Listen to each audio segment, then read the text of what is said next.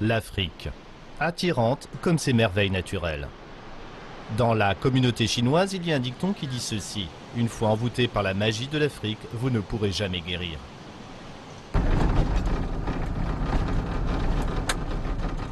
Franck a une ferme à la périphérie de Lusaka, la capitale de la Zambie.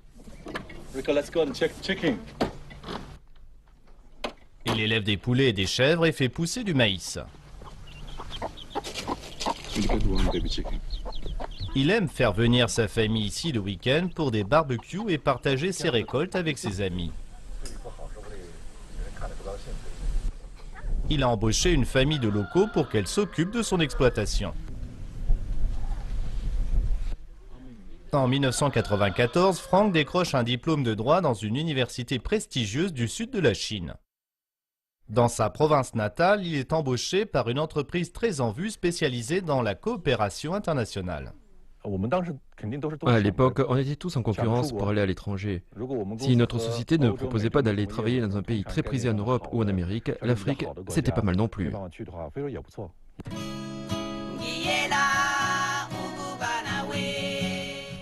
Quelques années plus tard, Franck est envoyé par son entreprise au Botswana. Près de 20 ans après, le souvenir de sa première arrivée en Afrique est toujours vivace. Je me souviens quand je suis arrivé, c'était l'hiver au Botswana. À ce moment-là, il faisait extrêmement chaud en Chine. En hiver au Botswana, vous mettez des vêtements chauds pour le haut et un short. C'est très sec. Le ciel était aussi bleu que le papier peint des écrans sous Windows. Un ciel bleu et des nuages blancs. J'ai tout de suite aimé l'endroit. Le jeune homme réalise qu'il a trouvé un tout nouveau continent où il pourra se développer et rompre avec le parcours typique chinois. Vivre en Afrique, ce n'est pas comme vivre en Chine, où tout semble planifié à l'avance. Il y a un âge pour se marier, acquérir un appartement, le décorer. C'est comme un mode de vie que tout le monde devrait suivre. Il y a des jeunes qui aiment l'aventure. Je fais partie de cette minorité. Quand je suis arrivé en Afrique, j'ai trouvé que ça me convenait. Afin de profiter davantage de sa liberté et explorer l'Afrique à sa façon, Franck quitte l'entreprise qui l'a envoyé sur le continent noir. En 2000, avec ses amis chinois, il fait le chemin du Botswana jusqu'en Zambie pour commencer une nouvelle vie. Voici l'hôtel Lusaka. Et c'est le premier endroit où on a séjourné. Dès le jour de notre arrivée à Lusaka, on est resté ici et je ne me souviens pas si c'était cette chambre-ci ou celle-là, pendant 30 ou 40 jours. Comme il s'y attendait, la vie est alors pleine de surprises. On voit des choses différentes et on entend des choses différentes. On s'enthousiasme. C'est incomparable. Tout est différent de l'environnement où vous avez grandi. Vous trouvez cela intéressant, vous trouvez cela surprenant. C'est bien quand vous êtes un jeune homme. Plus surprenant encore, Franck rencontre Lucie, une Zambienne, lors du mariage d'un ami.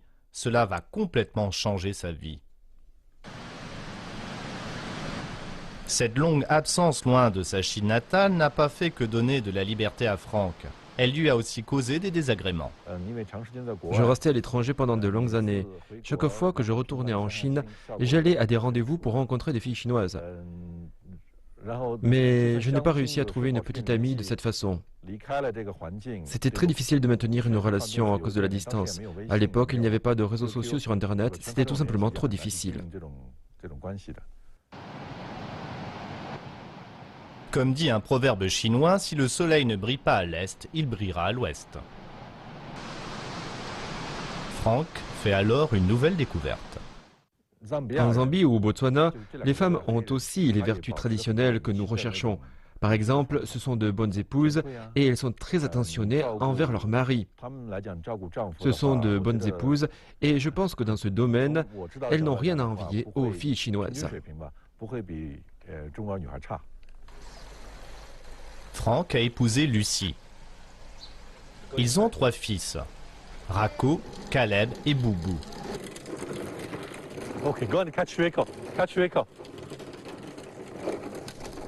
À l'époque, les mariages mixtes entre Africains et Chinois étaient rares et suscitaient la controverse. C'est encore le cas aujourd'hui. Le fait que j'ai épousé une Zambienne, est-ce que cela est apprécié et soutenu par les hommes zambiens? Je n'en suis pas sûr. Franck se trouve alors pris entre l'arbre et l'écorce. La pression vient tout autant de la communauté chinoise. Sur la question des mariages mixtes, les Chinois ne sont pas très ouverts, contrairement à d'autres peuples.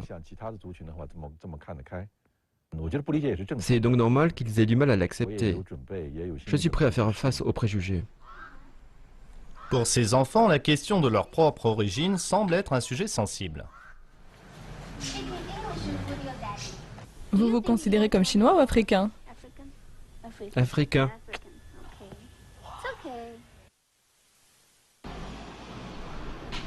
Après son mariage en 2000, Franck transfère tous ses actifs en Chine vers la Zambie et investit dans une entreprise textile avec Lucie.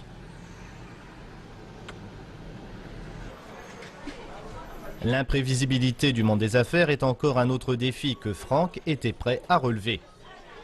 Le couple ouvre sa première boutique à Carroll Road, une rue animée de Lusaka. Ça vous rappelle des souvenirs? Oui, je me souviens encore qu'à l'époque, je ne savais pas comment utiliser Photoshop. Mais j'ai dû me forcer à faire un petit logo et une petite enseigne il y a 15 ans. C'est pas génial, mais ça me rappelle beaucoup de souvenirs. Je me souviens qu'en tout, j'ai travaillé pendant 12 heures là-dessus. C'est bien calme aujourd'hui. Pourquoi est-ce que c'est si calme? Où sont les gens? C'était plein de gens. Où sont-ils? Vous les chassez? Ah non, on ne les chasse pas. Ils viennent. Ok, occupez-vous bien d'eux. Près de sa boutique, Franck rencontre un visage familier. C'est l'un de mes frères ici. Je le connais depuis longtemps. Ça fait combien d'années qu'on se connaît? Près de 13 ans. Près de 13 ans. Comment on a fait connaissance? On a fait connaissance il y a longtemps, c'était quand j'étais jeune. Quand tu étais jeune, mais tu es encore jeune. En fait, on est voisins. Là, c'est la boutique de ma femme, et ici, c'est son étal.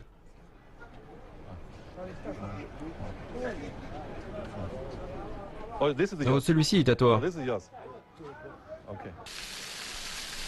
Après 15 ans, Collins tient encore son petit commerce de produits électroniques tandis que Franck et Lucie ont déplacé le gros de leur activité dans des centres commerciaux de luxe. Ils gèrent maintenant une chaîne de boutiques de vêtements à Lusaka. Franck ne s'attendait peut-être pas à aller si loin dans les affaires. Chose encore plus inattendue pour Franck, les Chinois affluent en Zambie depuis ces dernières années pour se lancer dans les affaires, ce qui suscite des sentiments mitigés parmi les Zambiens. Les Chinois, ce sont des gens bien. Ce sont des gens qui travaillent dur. On les aime. Les Chinois passent la plupart de leur temps à travailler pendant des heures, ce qui nous paraît dur à nous les Zambiens, vous voyez? Certains Chinois sont accusés de priver les locaux d'opportunités d'emploi. Cela a été largement critiqué. En Zambie, on n'a pas de préjugés. Si un ou deux font des erreurs, cela ternit l'image de tous les autres. Mais après ce nouvel afflux, on en voit quelques-uns venir faire des choses qu'ils ne sont normalement pas censés faire. Il y en a qui commencent à faire de la vente de légumes, d'autres le font avec des poulets. Donc à cet égard, ils commencent certaines activités qui normalement sont menées par les Zambiens. Et je pense que c'est là que nous avons un petit problème. Qu'il s'agisse de commerce, de construction, de ceci ou de cela, nous souhaitons que les Zambiens soient pareillement impliqués à 100%. On ne tourne pas autour du pot. On dit simplement la pure vérité. Alors quand les Chinois viennent ici, les connaissances et les compétences qu'ils ont, ils doivent les partager. Il doit y avoir un transfert de compétences. Franck est désireux de s'adapter à l'environnement économique en tant qu'investisseur. Avec son épouse, ils emploient environ 200 travailleurs zambiens dans leur chaîne de magasins. On est comme des graines étrangères amenées jusqu'ici par le vent. Et le sol est toujours dur. C'est difficile et vous devez trouver un moyen de vous développer. Si vous êtes une espèce agressive, vous aurez certainement un retour de bâton. Les défis et les incertitudes n'ont pas dissuadé Frank de profiter de cette terre, bien au contraire. Le Cis Fashion.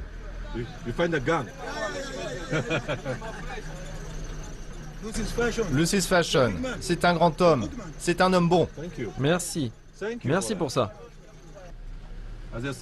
Chaque endroit a ses bons et ses mauvais côtés. Mais tout compte fait, c'est un endroit charmant. Ce n'est pas seulement le monde des affaires qui lie Frank à l'Afrique. Il n'a jamais oublié ce qui l'a incité à quitter son ancien emploi il y a 15 ans pour se lancer dans l'aventure en Afrique. La principale raison qui m'a fait quitter mon ancien emploi et rester en Afrique, c'est que je suis allé à deux endroits. Le Cap, en Afrique du Sud, et le delta de l'Okavango, au Botswana.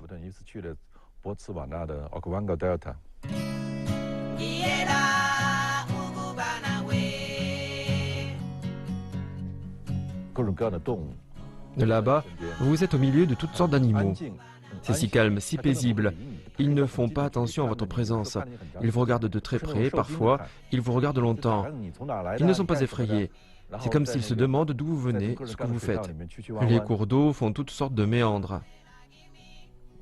Les sensations sont si différentes. Je suis allé sur une île, le guide touristique sur le bateau m'a dit qu'il avait vu un lion l'avant-veille et m'a montré ses empreintes. Je lui ai demandé s'il prendrait ses jambes à son cou en voyant un lion. Il m'a répondu, il m'a dit que courir comme ça ne sert à rien. Vous entendez beaucoup d'histoires comme ça.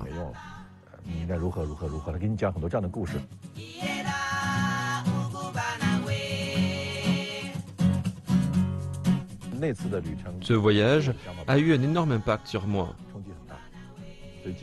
Après, j'ai souhaité rester en Afrique pour avoir l'occasion de visiter ce genre d'endroit, ou d'autres encore plus beaux.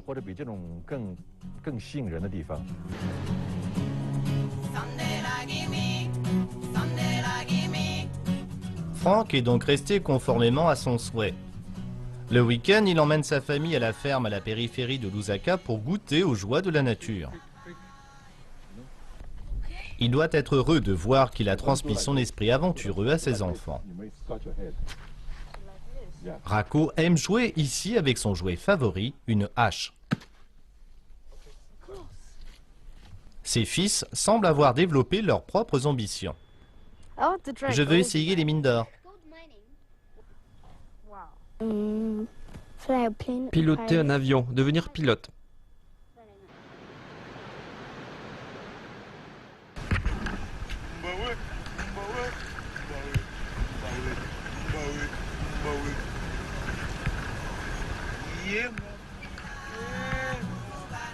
Frank emmène ses fils vivre de véritables aventures dans les gorges du Zambèze.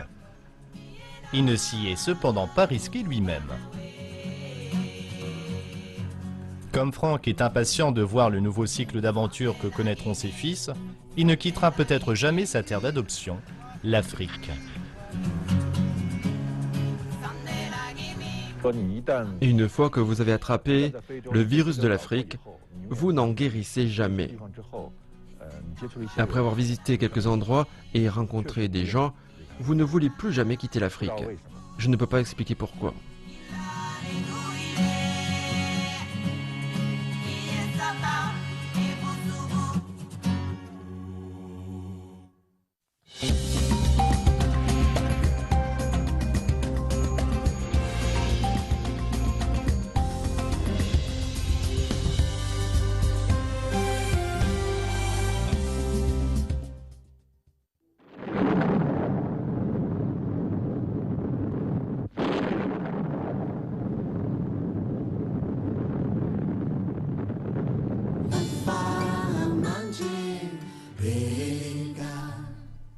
C'était il y a 40 ans. Africains et Chinois travaillent côte à côte pour construire un chemin de fer connu sous le nom de Tazara.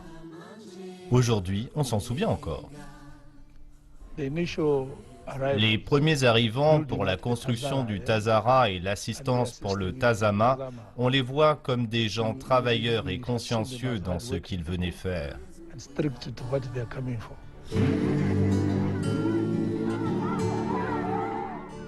Sur ces images prises il y a 40 ans, on voit des Africains et des Chinois jouer et rire ensemble comme des frères et sœurs.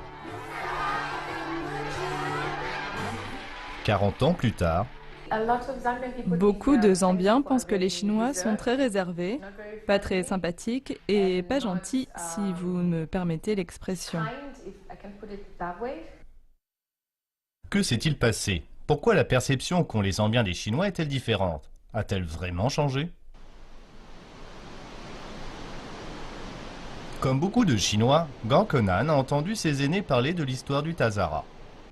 Cela a suscité en elle le désir d'aller en Afrique quand elle était jeune. Mais son souhait ne s'est réalisé qu'à l'âge de 40 ans. À l'époque, je ne voulais plus continuer à vivre en Chine. Je travaillais à l'hôpital militaire central de Beijing. Un jour, j'ai appris la nouvelle qu'une équipe médicale recrutait des médecins pour être déployés en Afrique. Je me suis dit que c'était bien. J'aime voyager depuis que je suis petite et je voulais voir de nouveaux endroits.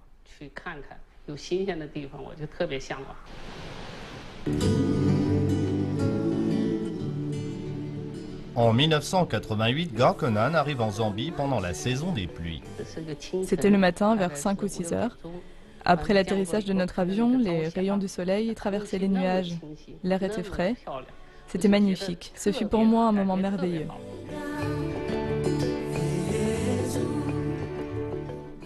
Gangkonan est affectée dans un hôpital militaire en Zambie où elle fait de la chirurgie buccale et maxillofaciale. 2 ans plus tard, elle va en Finlande pour poursuivre ses études à l'université d'Helsinki.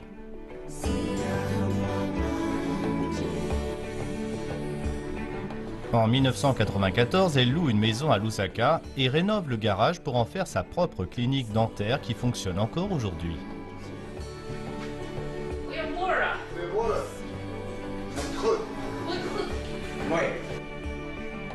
Mais à l'époque, ouvrir une clinique était aussi difficile que de construire un chemin de fer dans un endroit éloigné. Il y avait un grand retard en termes de moyens. Certains traitements dentaires très courants en Chine, comme le traitement des canaux radiculaires, les traitements orthodontiques, la pose d'appareils, etc., c'était inexistant en Zambie.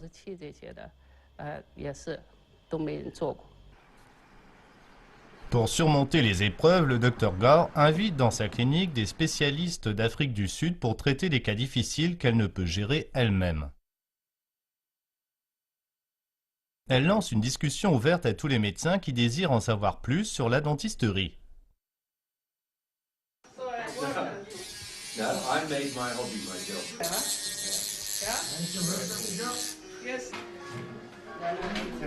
En quelques années, le nom du Dr Gao en tant que dentiste se propage en Zambie, en particulier parmi des expatriés.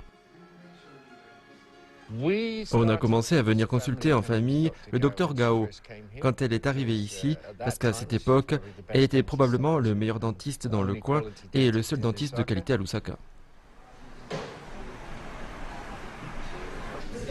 La clinique attire également des patients influents. En 2002, j'ai eu un problème de dents. C'était douloureux. Et puis j'étais à Londres. Donc à Londres, je suis allé chez un dentiste, mais je ne pouvais pas payer les frais. Donc je suis rentré et après avoir demandé à quelques amis, ils m'ont dit d'aller au cabinet dentaire du Dr Gao. Ils ont d'abord nettoyé la dent et l'ont remplie. Ces soins datent de 2003 et ça tient toujours, donc je suis vraiment très heureux. La réputation du Dr Gao a même atteint les oreilles de l'ancien président de la Zambie, Kenneth Kaunda.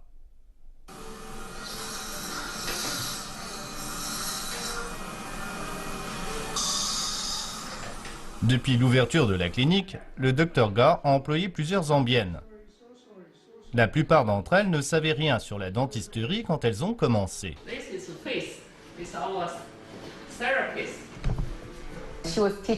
Elle m'a tout enseigné à partir de zéro parce que je ne savais rien sur la dentisterie. Quand Faith entre dans la clinique en 1995, elle vient juste de sortir du lycée. Elles sont très intelligentes. Il faut être patient, parfois je manque de patience. Pour qu'elles apprennent, je leur écrivais des notes. Je précisais ce qu'il fallait faire pour chaque cas particulier. Étape 1, 2, 3, je leur disais de relire ces notes le soir avant d'aller se coucher. Au bout de quelques fois, c'était bon. Après 3 ans, le Dr Gore a remarqué quelque chose de spécial en Faith et a une idée. Elle était heureuse que je saisisse tout assez rapidement.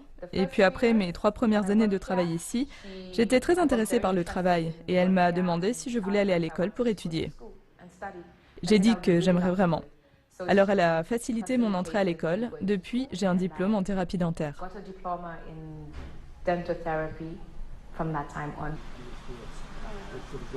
Former et aider les employés en bien, le Dr Gore ne voit pas cela comme une obligation. Elle le fait de son propre gré. Certains pensent que c'est difficile de bien s'entendre avec les Noirs. Je ne suis pas d'accord. Je les apprécie beaucoup depuis le jour de mon arrivée. Je les trouve honnêtes, simples, chaleureux et sympathiques. La clinique attire une vingtaine de médecins étrangers qui viennent travailler ici, comme Ashatash, qui vient d'Inde. Le Dr Gao est probablement le plus ancien et le meilleur chirurgien encore en Zambie. J'avais terminé mes études. Elle a compris ce que je pouvais faire. Elle a été assez aimable et généreuse pour me donner un emploi quand je suis arrivé. Les médecins viennent du monde entier. Certains viennent d'ex-Yougoslavie, d'Italie, du Zimbabwe, de Namibie, de Chine et d'Allemagne. Le Dr Gore veut que sa clinique soit une plateforme ouverte à tous et permettant d'apprendre les uns des autres. Peu importe qui vous êtes, cette plateforme est là pour vous permettre de prouver vos compétences, tant que c'est pour le bien des patients. Dans d'autres cliniques, quand ils ne savent pas quoi faire, ils arrachent les dents. Moi, face à un cas difficile, j'invite d'autres médecins dans ma clinique.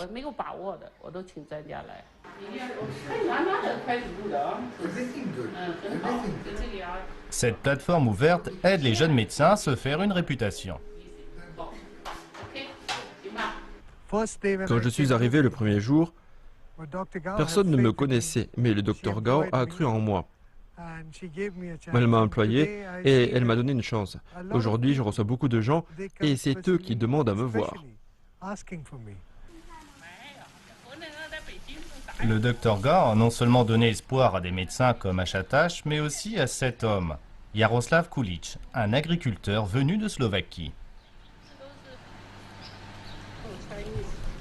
En 1989, quand il rencontre le Dr Gore dans la ville zambienne de Livingstone, il est au creux de la vague. Ma première femme est morte et je suis resté seul pendant environ 2 ans. Et je peux dire que j'étais complètement déprimé. Et j'avais décidé que je pourrais peut-être en finir avec la vie. Je suis allé à Livingstone et c'était les vacances de Pâques. J'ai vu un groupe de Chinois et j'ai vu une dame chinoise en train de nager avec un parapluie. Et j'ai trouvé ça très intéressant.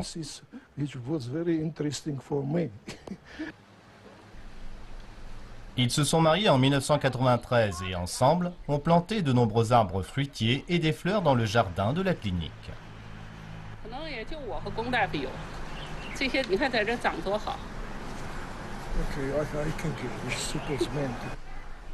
Ensemble, ils sont allés dans de nombreux pays africains, d'où ils ont ramené beaucoup de souvenirs. Angola, Congo, Congo-Brazzaville, Gabon. À toi. Cameroun, Nigeria.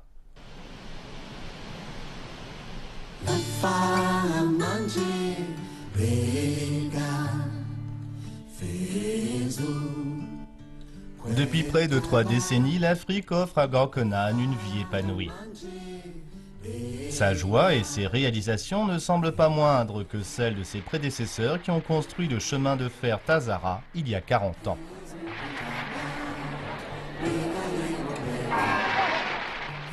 L'ancien président Kenneth Kaunda a fait l'éloge des travailleurs du Tazara et fait celle de l'équipe du Dr Gao aujourd'hui. Et il n'est pas le seul. Ce dentiste en particulier que je consulte, elle emploie 2 zambiennes. Quand je suis venu en 2002, l'autre n'était qu'une aide. Mais maintenant, je la vois faire des manipulations. L'autre fois, quand je suis venu, c'est elle qui a fait mon détartrage. Je pense qu'elle apprend quelque chose. Aujourd'hui, les Chinois affluent en Zambie par dizaines de milliers. Pour beaucoup d'entre eux, le Tazara est un vieux souvenir du passé.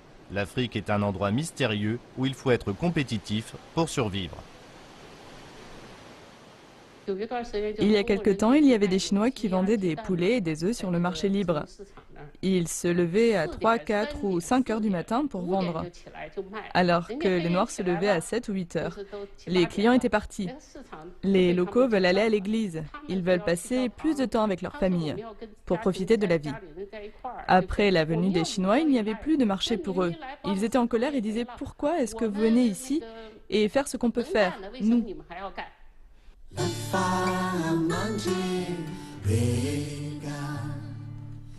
Le Dr Gao ne peut oublier ce qui l'a inspiré quand elle était jeune. Les récits sur une voie ferrée construite par les Chinois pour l'Afrique. Ils ont construit le chemin de fer dans les régions les plus éloignées de Zambie et de Tanzanie. Les régions les plus éloignées. Seuls les Chinois pouvaient endurer de telles difficultés. Un petit groupe de pionniers était d'abord arrivé. Ils ont commencé par planter des légumes, à élever des poulets et des porcs. Après l'arrivée du groupe principal, ils travaillaient 7 jours par semaine. Beaucoup ont même sacrifié leur vie. À cette époque, les temps étaient très durs en Chine, mais pour la construction du chemin de fer Tazara, le peuple chinois a souffert d'énormes privations. Pour le Dr Gao, l'esprit et le zèle de ses ouvriers il y a 40 ans n'est pas difficile à comprendre. Quand ils viennent, les Chinois doivent bien traiter les Africains. Pourquoi? Parce que la Chine et l'Afrique ont toutes deux été colonisées et opprimées. Nos cœurs sont les mêmes.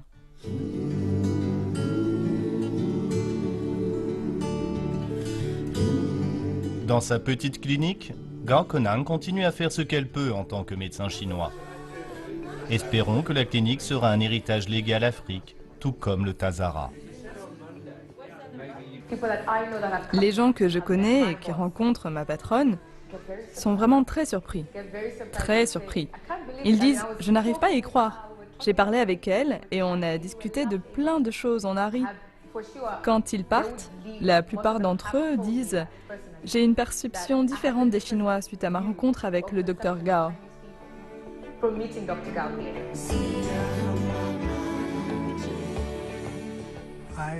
J'envisage de rester dans cette clinique aussi longtemps que le Dr Gao voudra de moi. Le jour où elle me dira de partir, je partirai. Honnêtement, j'aime Maman Gao et je veux rester et travailler ici aussi longtemps que je pourrai.